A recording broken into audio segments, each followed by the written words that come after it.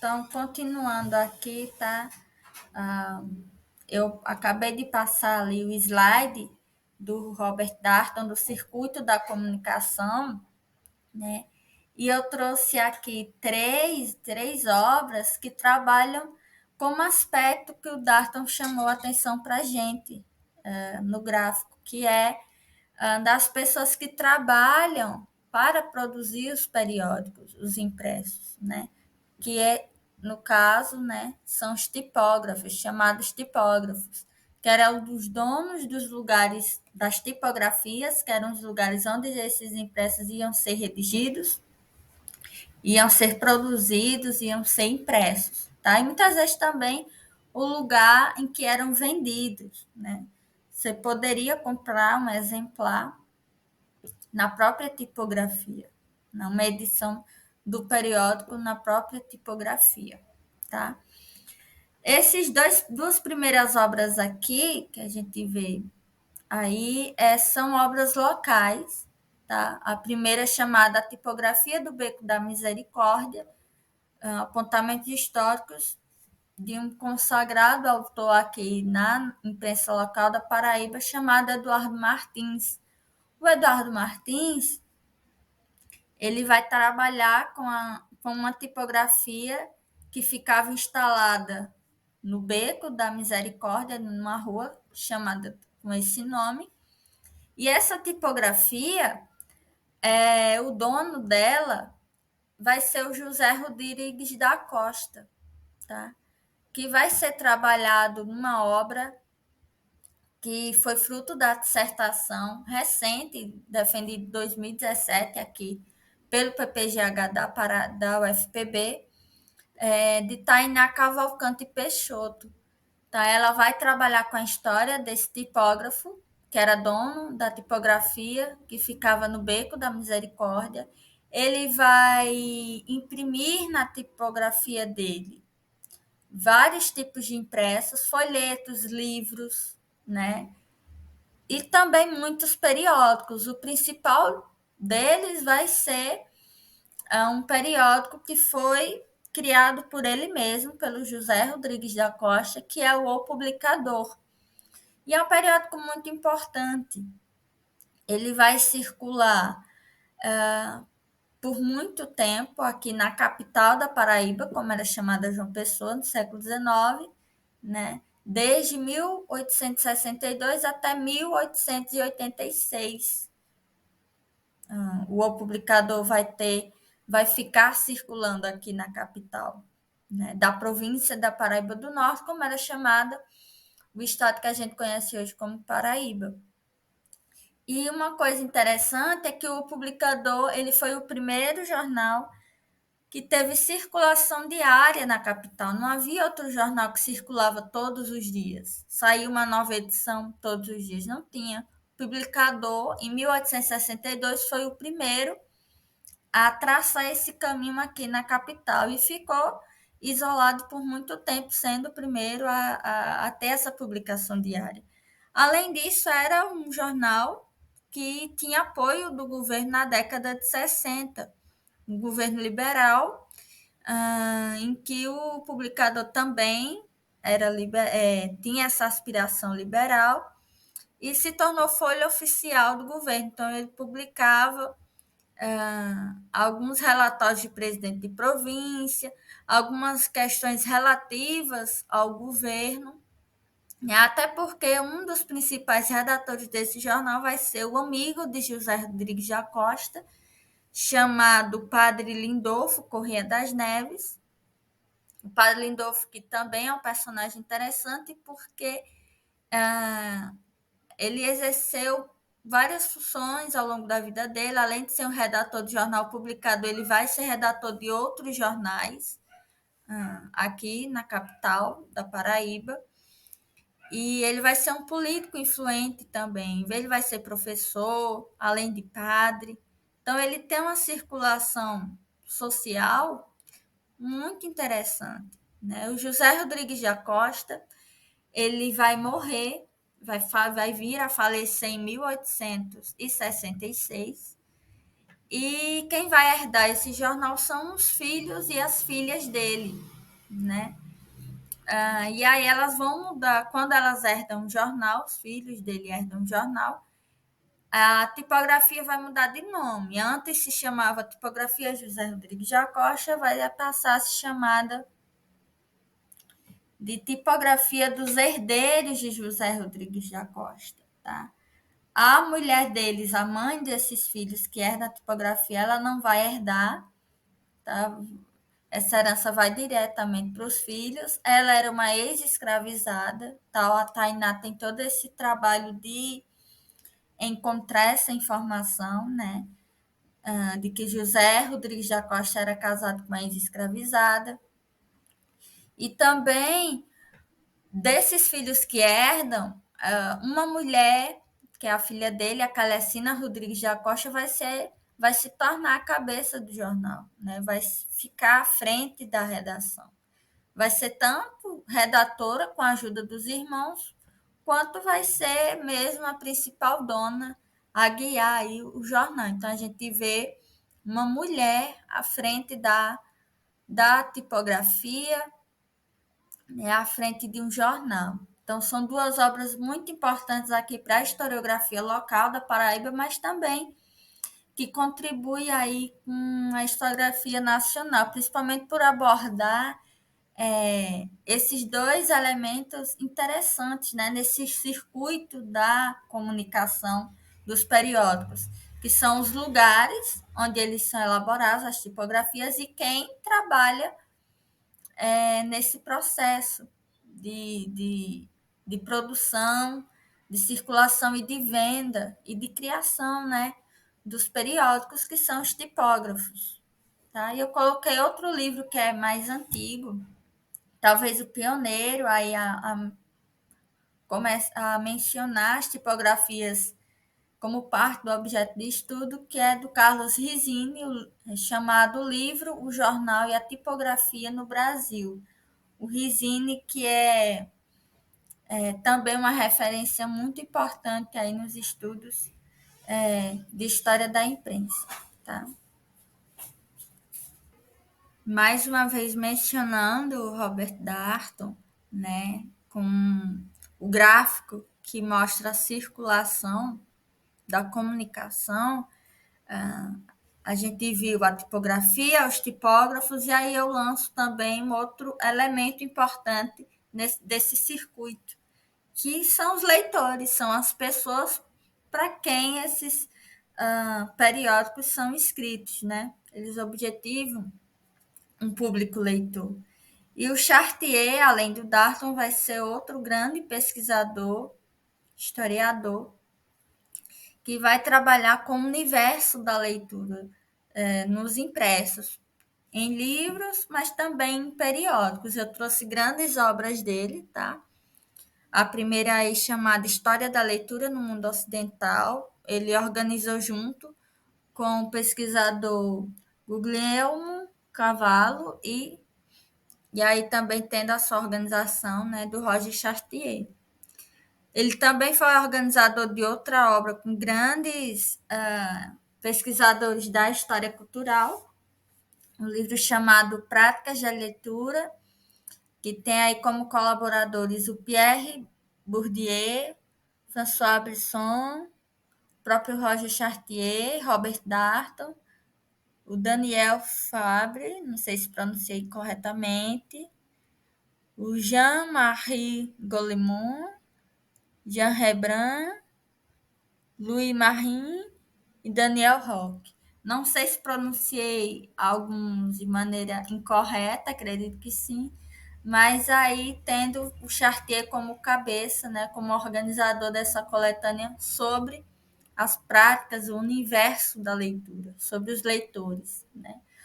A terceira obra do Chartier, que se chama Leituras e Leitores na França do Antigo Regime, né? O Chartier que vai ser um dos primeiros historiadores a contar para a gente, né? Que aí, por volta do século XIX, XVIII, XIX, a gente vai ter a presença muito forte, cada vez mais, né, das mulheres como leitoras dos periódicos, principalmente aí no século XIX, tá? As mulheres, as crianças, os operários, os trabalhadores, as pessoas comuns, né?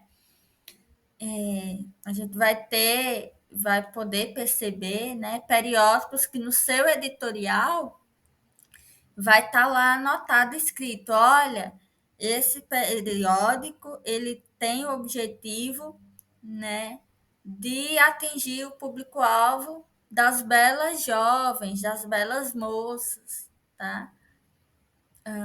Esse periódico é destinado à luta abolicionista, né? Então a gente vai ter periódicos que vai trazer para a cena pessoas, como a gente vai, como o Thompson vai falar, né? Pessoas ali que tá no baixo da história, né? O estamento mais baixo, né? O povo popular, como as crianças e as mulheres que por muito tempo, né, foram censuradas nesse meio, nesse espaço que é público, né? Que, que é onde se configura os periódicos. Eu também chamo a atenção aqui para uma obra em que o Chartier ele possui um capítulo, né, que se chama Leitura, História e História da Leitura, organizado pela Márcia Abreu. Ele tem um capítulo aí nesse livro que ele conta para a gente um pouco sobre as revoluções da leitura. Ele vai dizer para a gente que a leitura ela sofreu e a gente ainda está vivenciando, né, três revoluções e a gente vivencia a terceira revolução. Quais que são essas revoluções da leitura para o Chartier? A primeira revolução da leitura teria acontecido, segundo Chartier, entre os séculos XII e XIV e se refere à passagem da prática da leitura oral para uma prática de leitura visual e silenciosa, né? Que permitiu uma escrita mais livre, íntima e reservada. Né? Imagina, antigamente, principalmente pela questão do analfabetismo, né? Muita gente não sabia escrever, nem ler o que estava escrito, então você se sentava nas rodas de leitura e alguém lia o jornal para você, uma leitura oral. Isso vai se modificando ao longo do tempo, principalmente por conta do avanço na educação também, do acesso que as pessoas vão cada vez mais tendo da leitura e da escrita, e aí esses leitores vão se ampliando, vão conseguindo ter acesso aos periódicos, né? E essa a forma de ler vai ser modificada. Você já não participa mais tanto de uma roda de leitura, mas você pode ler em casa, né? E aí não vai ser uma leitura oral, vai ser uma leitura silenciosa, visual. Tá? Então, para o Roger Chartier, essa foi a primeira revolução que a gente viu a partir aí do século XII. Tá? A segunda revolução, ela para o Chartier vai acontecer durante o século XVIII, que ele vai chamar que vai ser a era da impressão, né? Principalmente para alguns países europeus, como a Alemanha, a Inglaterra, a Suíça. Né? A gente vai ter, a partir do século XVIII, um crescimento de bibliotecas, de clubes literários, de pessoas que vão se reunir para ler algum determinado livro. Tá? E a terceira revolução é a que a gente ainda está vivendo, né? Que vai ser a partir do surgimento e do uso cada vez mais cotidiano dos meios digitais, dos textos digitais. Né? Você, hoje em dia, qualquer pessoa pode ser autor de um texto, publicar o seu texto na internet, em um blog, em uma rede social, né? Como o Chartier vai dizer, a gente pode ser o autor e o publicizador e o vendedor daquela ideia, daquele texto, né? A gente vai participar de todo esse processo de circulação do texto, da escrita, né? E uma leitura, a questão da leitura vai ser uma leitura muito. Uma leitura simultânea, né? Eu posso estar com 300 abas abertas no meu computador e posso ir lendo aqui, clicando em cada aba, lendo um pedacinho de cada trecho, ou o mesmo trecho pode conter um link, aí eu clico naquele link e vou para outro link, leio um pedaço do texto, vou para outro link. É o que ele chama de leitura simultânea, né? A gente muitas vezes também só lê a capa, a manchete da notícia, não lê a descrição ou não vai até o site em que aquela notícia está mais detalhada. Vai ser uma leitura também um pouco fugidia, né? Além de simultânea. Então, bastante interessante esse livro. Outra obra aqui importante, que traz o aspecto da literatura nos jornais, né? Eu trouxe primeiramente aqui a obra da Socorro de Fátima Pacífico Barbosa.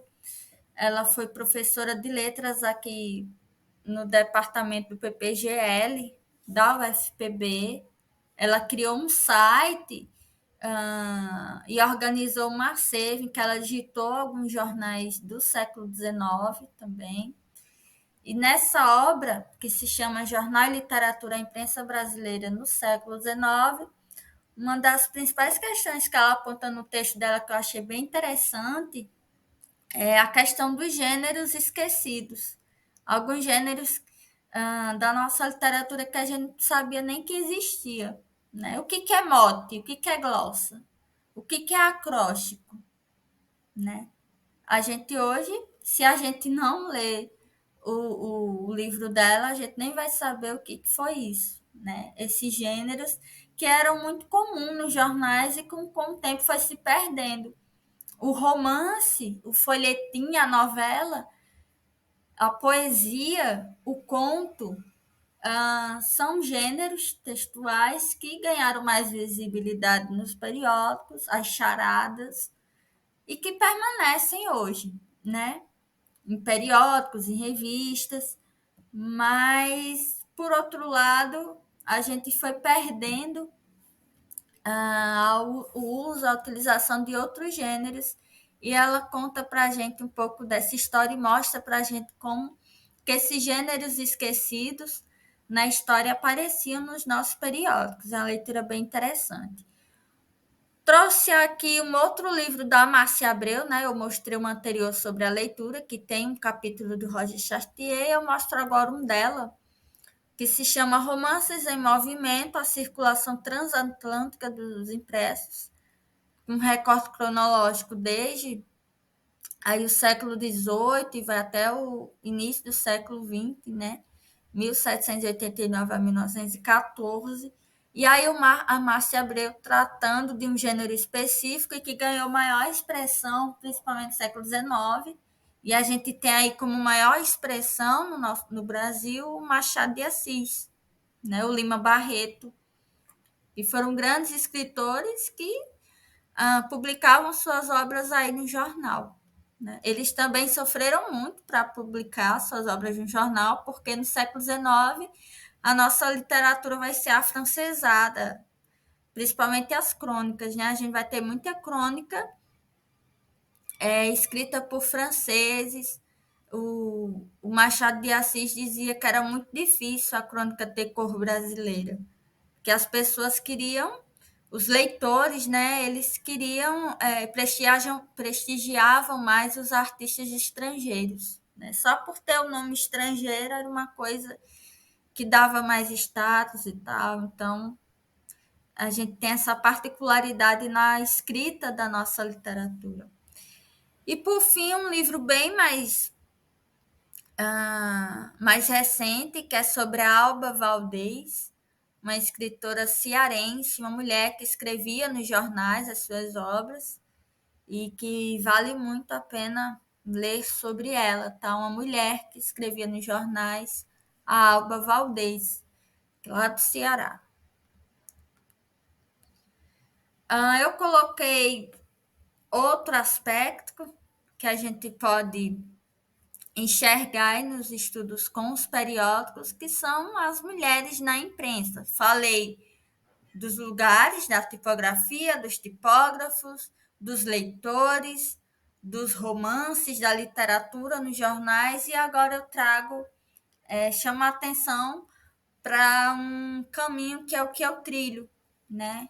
Que eu pesquiso as mulheres na imprensa aqui da Paraíba. O primeiro livro que está aí se chama Vitrine de Papel, As Mulheres na Imprensa Paraibana.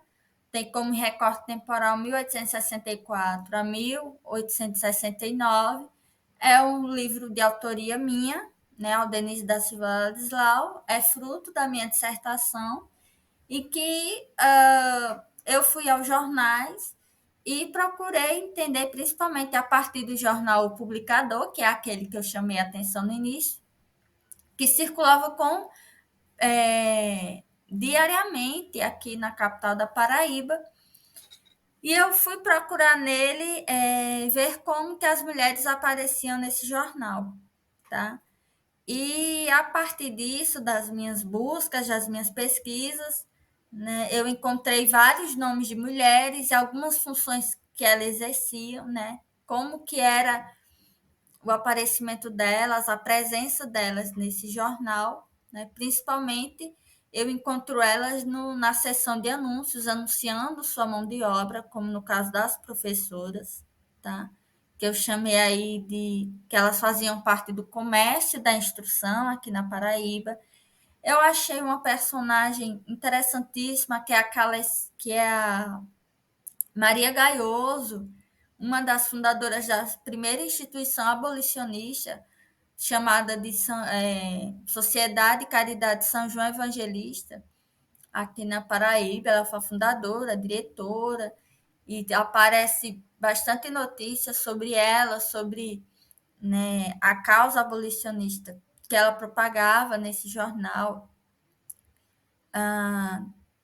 Achei também muita coisa sobre a Eugênia Câmara, que era atriz, sobre a Calecina Rodrigues, que era a própria herdeira desse jornal na década de 60, 70 e 80. A Idalina Rodrigues, que era uma das professoras que fazia parte desse comércio da instrução, e Josefa é uma escravizada. As escravizadas, elas não tinham voz no jornal. O que eu encontro delas, na verdade, são anúncios dos senhores ou das senhoras, a quem elas eram propriedade, principalmente anúncio de fuga. Fugiu a escrava Josefa, era desdentada e tal, e aí com características físicas, né? Ou então a escravizada, quando era mencionada em anúncios de venda ou de aluguel. Eu quero alugar uma ama de leite, eu quero alugar uma criança para tomar conta da minha, né? Para andar com a minha criança, até criança trabalhava nesse período. Quero uma escravizada que saiba lavar, cozer, passar, cuidar da casa. Então, né, são mulheres que aparecem principalmente no jornal O Publicador, na imprensa daqui da capital, nesse período, para aí demonstrar sua mão de obra. Elas precisavam do jornal para vender sua mão de obra. Por isso que eu chamei de vitrine de papel, porque o jornal é a grande vitrine impressa, né? Em que eu posso ver, visualizar por onde essas mulheres, qual era o círculo social dessas mulheres, por onde elas circulavam aqui no século XIX na Paraíba. É uma obra que segue essa metodologia um pouco rara, né? Na maioria das vezes as obras elas que têm as mulheres como objeto de estudo na imprensa, se refere mais a algumas escritoras que publicam suas obras nos jornais, e aí se faz toda uma biografia do trabalho dessas escritoras. O meu, ele segue outro caminho metodológico, né? Eu pesquisei aí mais sobre essa atividade, essa mão de obra para o trabalho, mais sobre o trabalho dessas mulheres, né? Como no caso dos anúncios das professoras, das atrizes, tá? E nos anúncios que mencionavam também a escravizada. Ah, outra obra interessante é a da Dulcília Chiradi Buitoni, que é referência. Imprensa feminina, ela vai tratar para a gente, explicar para a gente o que é imprensa feminina, o que é imprensa feminista. A imprensa feminina, ela vai dizer que, para a gente determinar que é uma imprensa feminina voltada para mulheres, esse impresso vai ter que deixar claro quem é o seu público consumidor. Se esse jornal ele é lido por mulheres, então a gente pode perceber ali uma imprensa feminina. Agora, se o jornal é voltado para fazer uma cobrança maior por uma causa feminina, né? Se as mulheres estão cobrando ali mais visibilidade, então vai ser um periódico feminista, tá? Vai ser uma imprensa feminista. E um terceiro livro que eu coloquei aí sobre esse universo das mulheres na imprensa é o livro A Crônica Feminina na Imprensa Paraibana, que vai trazer aí um pouco dessa escrita feminina, mas especificando aí o gênero que é a crônica, tá bom? Outra, para finalizar, né, as nossas referências, eu trouxe 2 dicionários. O primeiro, ele é um dicionário sobre a imprensa feminina e feminista no Brasil do século XIX, traz mais de 143 jornais que circulavam aqui no Brasil do século XIX, que eram destinados a mulheres, ou eram escritos por elas, ou dirigidos por elas, tá? E o outro é mais recente, ele tá sendo publicado agora, no ano 2023, saindo do forno, que é A Imprensa Feminina e Feminista no Brasil, volume 2, que vai tratar aí dos impressos que eram destinados a mulheres ou eram dirigidos, fundados por elas, que circularam no século XX, tá? Então, a gente tem a primeira obra que trata dos jornais periódicos do século XIX e uma segunda obra do século XX. Ambos são a obra de Constância Lima Duarte, né? Uma grande pesquisadora da nossa historiografia sobre que trata as mulheres na imprensa, tá? Então, aqui eu finalizo essa parte do minicurso, tratando das referências e também trazendo para vocês alguns caminhos metodológicos, né?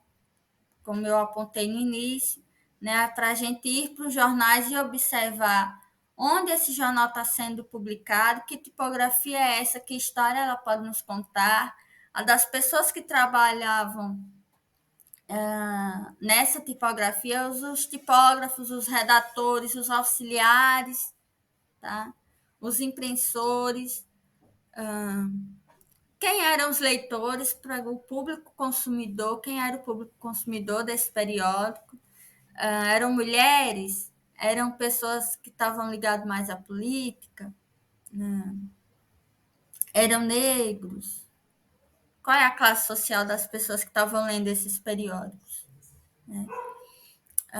Trouxe para vocês também a questão da literatura nos jornais, né? Os folhetins, as crônicas, e por fim uma questão que está sendo bem presente agora nas pesquisas, né?